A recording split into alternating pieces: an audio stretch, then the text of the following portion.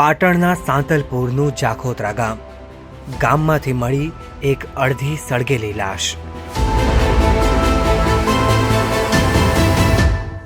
મહિલાના કપડાં અને ઝાંઝર પહેરેલી આ લાશ જોઈ લોકો ત્યારે ચોંકી ગયા જ્યારે માલુમ પડ્યું કે આ લાશ મહિલાની નહીં પણ એક આધેડ પુરુષની છે।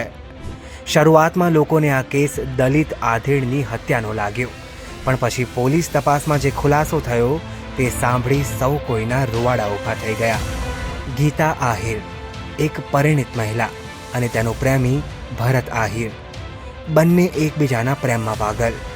ભાગી તો જવું હતું પણ પરિવારનો ડર હતો, આથી બંનેએ એવી યોજના બનાવી જેના વિચાર માત્રથી જ લોકોની રૂહ કાંપી જાય।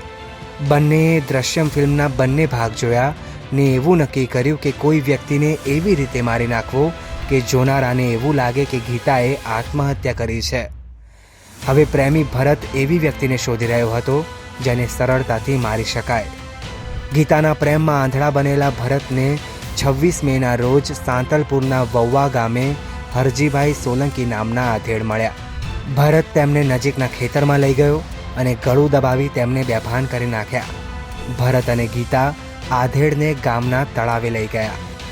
હવે પ્લાન મુજબ ગીતાએ 1 લીટર અને ભરતે 3 લીટર પેટ્રોલ લાવવાનું હતું, પણ કોઈક કારણોસર ભરત પેટ્રોલ ન લાવી શક્યો ને આધેડને 1 લીટર પેટ્રોલથી સળગાવવા પડ્યા।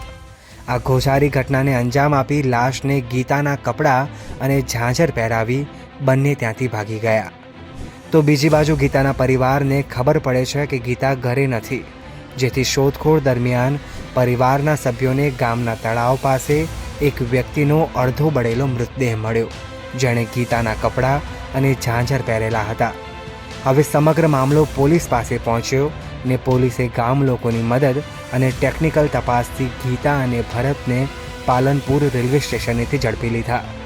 ત્યારે પ્રેમનું ગાન પણ લોકોને આ હદ સુધી જવા પણ મજબૂર કરી શકે એ વિચાર માત્રથી જ આખા પંથકમાં ચકચાર મચી ગઈ છે।